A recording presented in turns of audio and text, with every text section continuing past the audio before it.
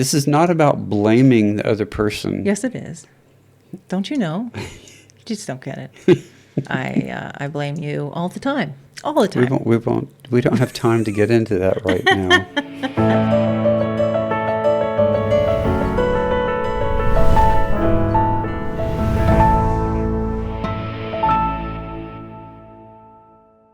Welcome to the Awakened Couple podcast. I'm Steph. And I'm Lane.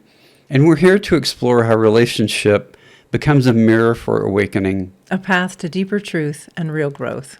So in this episode, we'll be discussing reflection. And it's the why, the what, the how. And this is the bones of Awakened Couples, so yeah. It is. And if this conversation resonates, subscribe, share it with someone on the path. We'd love to meet more people. So, last episode we talked about awakening, Right. which is the process of discovering essentially your authentic self. Yeah, your true self. Yeah, and clearing all of those old beliefs and thoughts and patterns of behavior that were programmed into us as children, really. I mean, Right. When we were less conscious, maybe didn't have any tools to deal with traumatic experiences. yeah, and so we Maybe. created all of these systems of thinking and acting and feeling and blocking out, even because it worked then. It kept us safe and fed and loved, and at least somewhat loved. But we've got to clear out all of that junk. And so that's where the reflection process comes in, because that is what actually reveals these old patterns that are still running, even though they don't apply to this current situation. So I'm sure people can relate to having overreacted and then be like, okay, well, whoops, how embarrassing. But it's just these automatic programs running, because that used to mean something, that used to be appropriate, but it's not Right. anymore. And it gets quite complex because over the years we've started from a seed and we've layered a lot of experiences on top. And so ultimately the goal of reflection is to get down to that seed. And that is where you can truly change your future. Yeah. And get rid of kind of like pulling those weeds out by the root of who isn't really you. Right. It's like, your parents or your teachers or, society stuck these little seeds in there, and then they just kept growing and turned into these big things with deep roots. And it actually gets uncomfortable sometimes to pull some of these out. It feels like I'm losing who I am, even though it's not really me. Be confusing. Yeah, very. Yeah. Why don't we talk a little bit about the why someone would want to do reflection, or some couples would want to do reflection. So reflection happens whether you're in a couple or not. It happens, everything in your reality is a reflection of who you are. Yeah, who you are, including all of those parts that, got stuck in there by other people. Right. Who aren't really the authentic who you are, but they're the persona that you're the mask you're running around with just to keep yourself safe. Right, the personality. And in a partnership, so we're awakened couple, but again, this doesn't have to be done with a romantic partner. It can be done with any friend, family member, person that you feel Very comfortable with. Yeah, where you both have that willingness to be open and curious and vulnerable. Yeah, so creating that safety, and these are some of the things that we help people cultivate is holding that safe space for each other while you're doing some of this stuff. Yep, that took me a little while to pick up on. It's not easy because we both get triggered at the same time a lot. So yeah, It's because but that's we're a lot alike. That's the beauty, though, is as we learn that about each other and ourselves, it also gives each of us permission to be wrong, because we both admit we're wrong, and we both are willing to look at what, to own our responses and own our perceptions of reality, and that they might not be true. I am. I know what's on the other side of it, so that's my motivation. So did we answer your why question? I believe so. Okay. Ultimately, it's about awakening to our higher self. So Mm. it's a journey. It's not just a happening. It's a process. That's what we're Yeah. all about, is the process. One thing I might throw in here is that mask of that we've put on that starts to feel like actually who we are. And without that, I know that when I dismantled a big piece of that, the first time I dismantled a big piece of that, I was like, I remember being kind of afraid. Who am I going to be if I don't have this? I don't know who I am. And there was this wonderful voice in my head that answered, anyone you want to be. And I was like, oh, wow, okay, all right. That's still scary, but I can work with that. But immediately we go into a fear response, and that kind of gets us off track. Yeah. Right? Yeah. Okay. Yeah, we do spend a lot of time talking about that nervous system response, because that's a big tripper. It is. Yeah. Okay. What about the what? What the reflection process is, you mean? Right. So a minute ago I said everything outside of yourself is reflecting who you are. So to get an analogy of that in your head, what my higher self came up with to as an example is, imagine a pond with a perfectly calm surface, flat, and you drop a pebble, so that pebble would be your interaction maybe with the exterior, and ripples travel out. And when they encounter something, perhaps another person or a situation, those ripples reflect back who you are. So in essence, that's what happens. We're always emitting energy, and that fluctuates, depending upon mood and so forth. So, we can get a reflection that's positive. It's not always something that we have to change in ourselves. It's just reflecting who we are.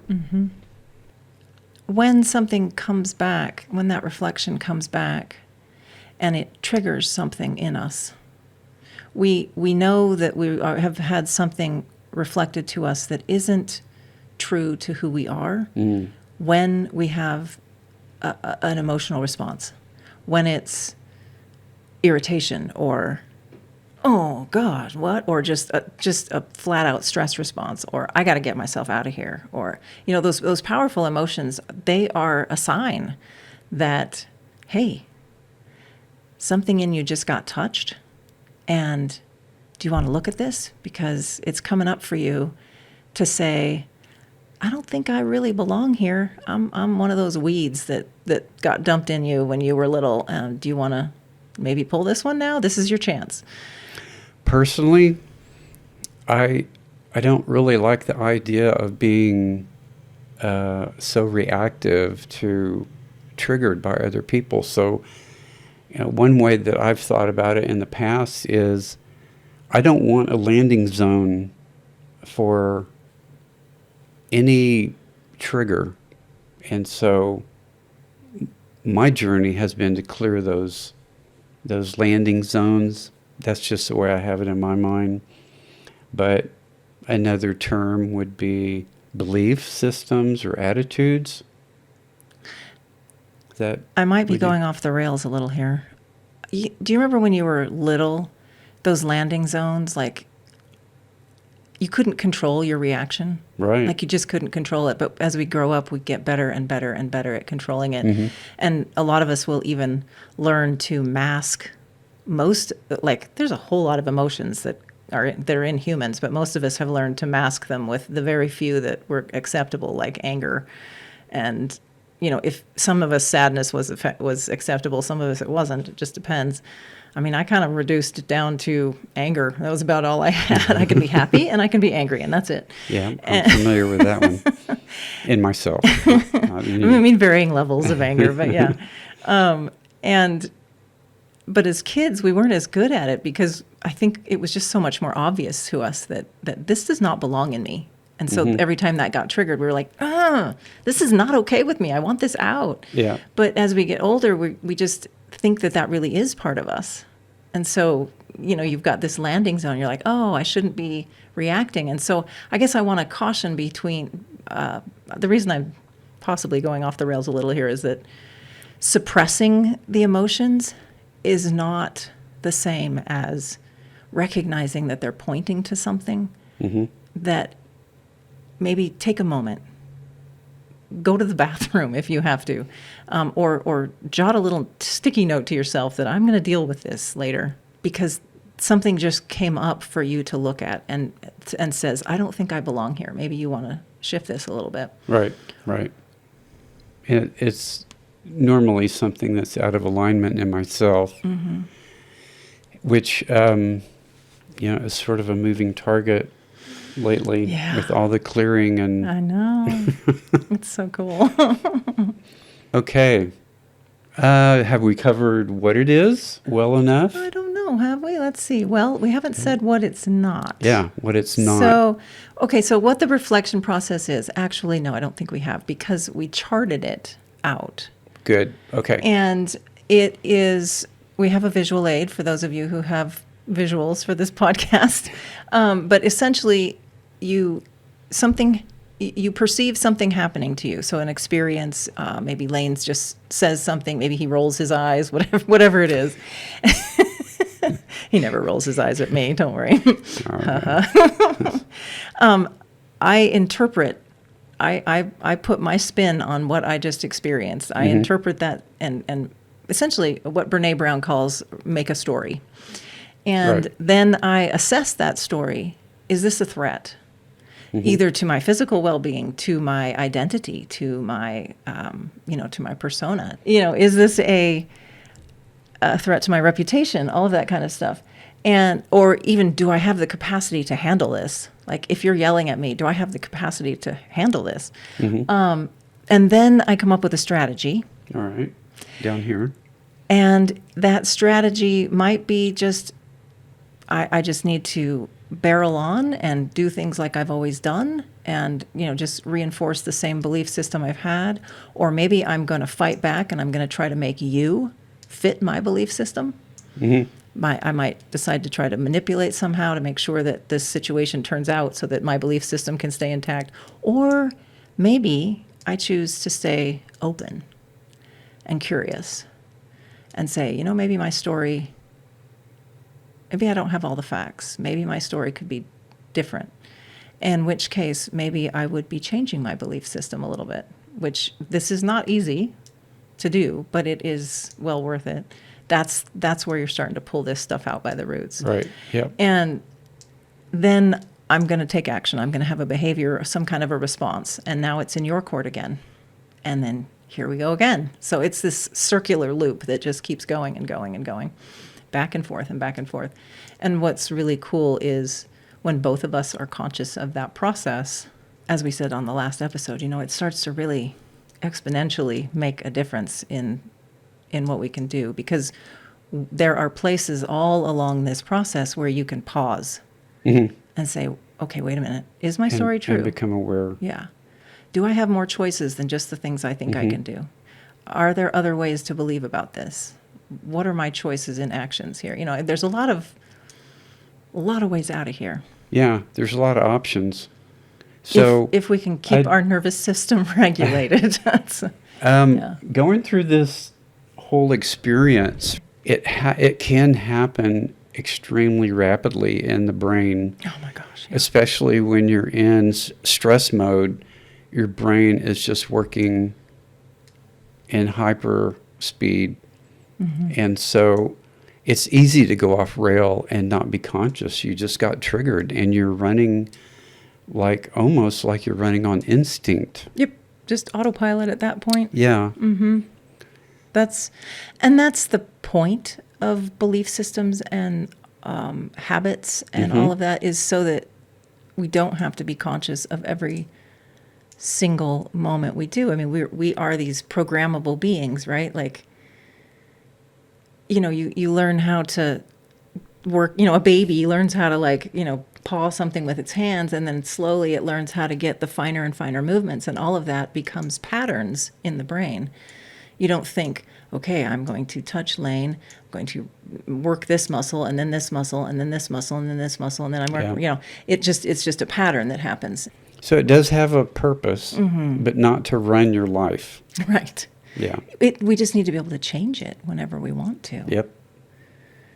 And use it as a tool instead of the guy driving the car. Yeah, and each person gets to decide how that gets changed, obviously. Yeah. Okay, what is it not? Yeah. This is not about blaming the other person. Yes, it is. Don't you know? You just don't get it. Are you blaming me for something? It's not about justifying a behavior that creates friction and separation from your partner. Or justifying our stories, or justifying our lack of choices that we think we have. Yeah. And it's not about fixing your partner. It's not even really about fixing yourself. The process is not broken. The process is just running on autopilot. Yeah, I mean, you accepted the program. You put the program there. You can undo the program. Uh-huh. So getting out of the mindset of blame or justifying, or at the very least, counterproductive. At the very least, noticing when you do it and saying, okay, hold on, pause a minute. Let me try that again. Yeah. Because do over. Yeah, I blame you all the time. All the time. We don't have time to get into that right now. All the time. And then I catch myself. Or I blame external circumstances, and then I catch myself. And I go, okay, wait a minute. If this is happening, maybe it's a reflection for something. So what might this be reflecting to me? And in a future episode, actually next episode, we're going to talk about some of the types of reflections there are, because there's quite a few. And so how to kind of figure out what might be being reflected to you. And we have a little example coming up in a little while. Yeah. Just to talk about. Yeah. But first we want to discuss who. Who would want to do this work? I think everybody should. No. Well, maybe it's in terms of doing everyone can do reflection work, because like you said, your whole life, every person is reflecting to you all the time. Your own body is even reflecting to you. If you want to do this work with another person who's also conscious of what is going on, then how to find a person to do it with. We found each other, and we were doing this, and then we were like, wow, what's going on here? And then we started mapping it, and then we're like, wow, this is cool. We got to share this. But finding someone, like, here's the map, and then finding someone to do this with, that's where it accelerates the awakening process, because now you have someone obviously to reflect to you, but to also be there, hold space for you, be a sounding board, all without the intention of trying to fix you. You have to fix yourself. And I will say too, it doesn't have to be that you have complete trust and complete vulnerability right off the bat. This is something that is slowly built over time. Yeah. And so, as long as you think this might work with someone, give it a shot. And I mean, I think, you'll know.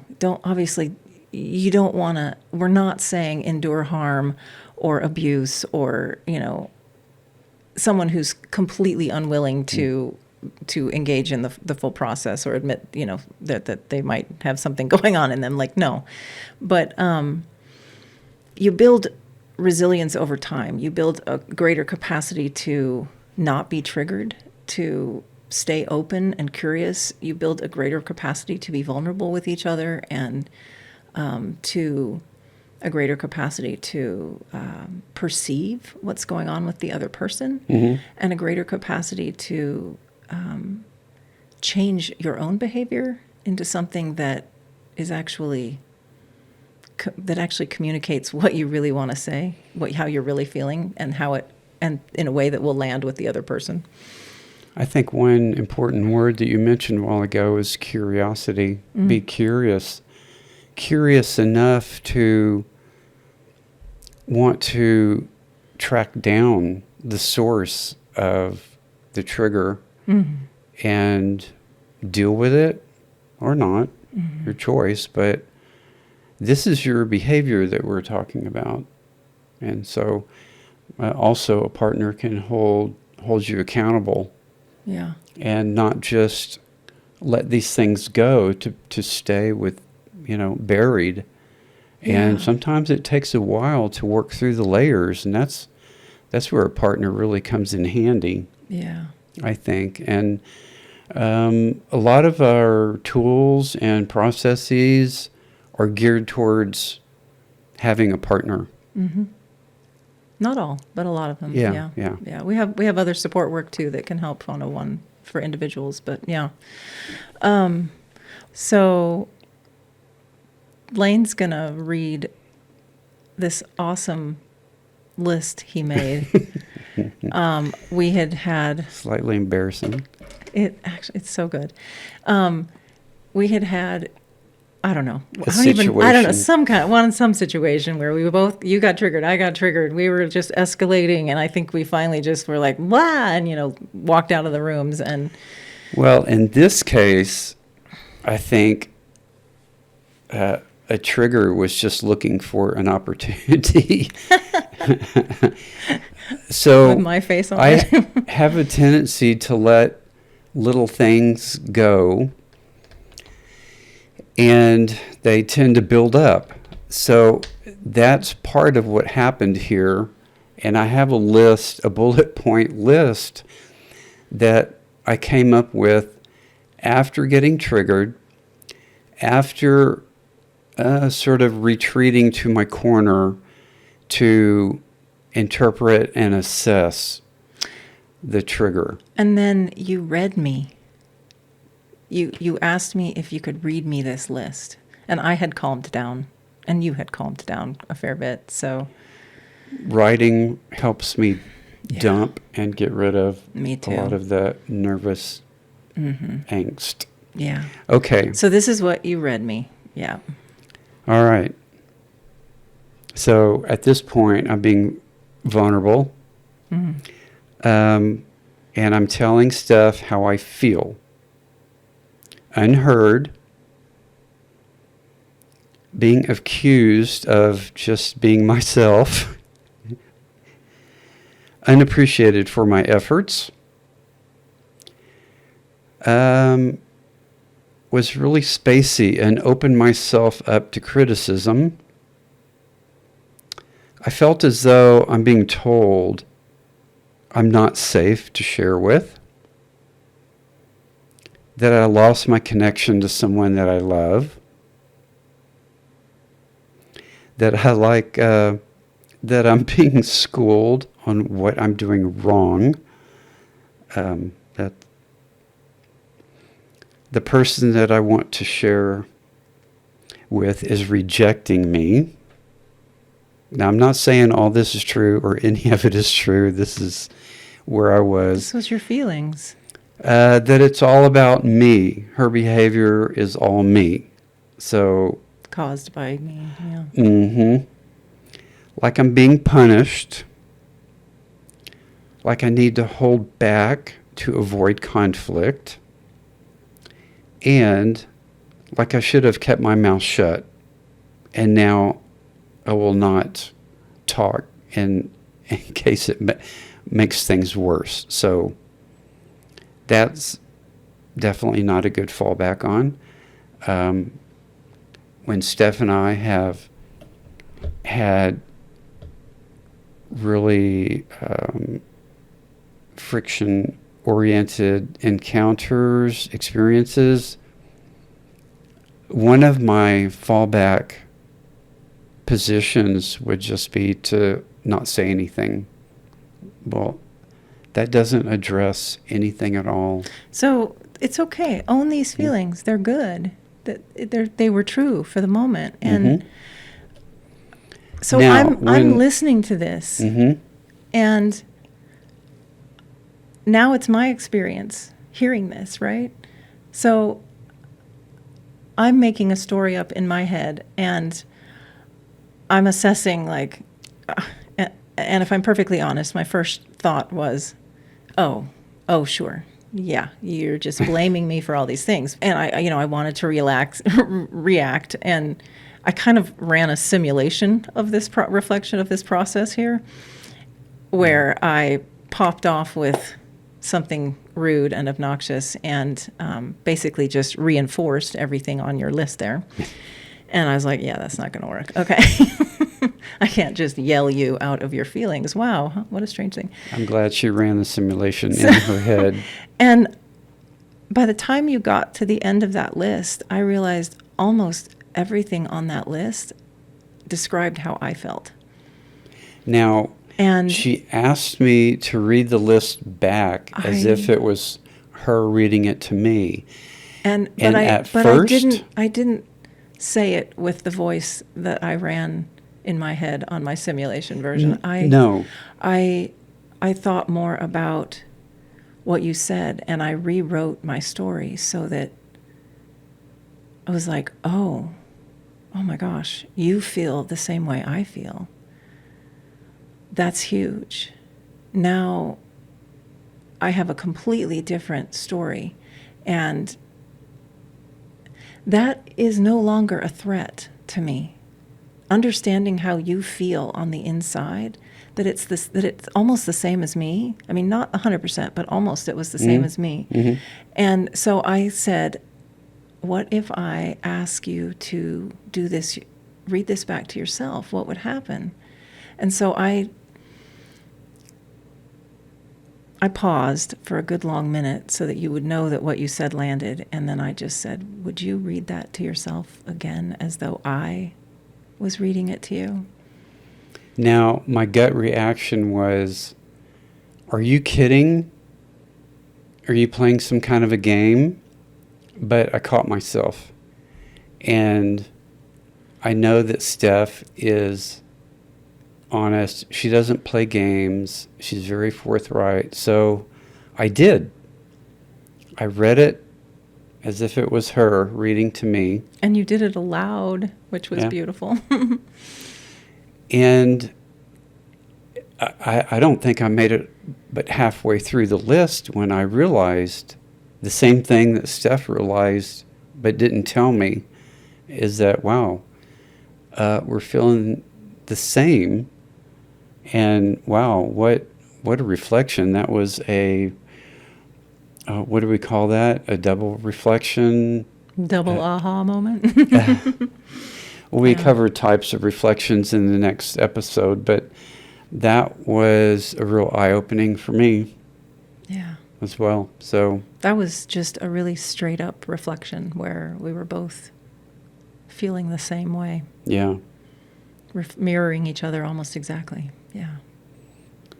All right. So in the next episode, we'll cover the types of reflections and give a bunch of examples. Yeah, and hopefully we showed you how awesome reflection can be. Even though it's challenging, ignoring what's being reflected and just running around with that mask it's painful too. I think we all know how painful it is to not be ourselves, to hide so much of ourselves, especially from the people we care about. Right. So hopefully we've made a case for being willing to do something equally hard, but it expands and grows who you are. Worth it. Yeah. Well, thanks for joining us on Awaken Couple Podcast. And this is where relationship becomes a path to awakening. And if you'd like to go deeper, you can visit us at awakenedcouple.com. Our website goes live in June, but if you get on the list to join the membership early, you get a pretty good discount. So see you next time. All right. Thank you, guys.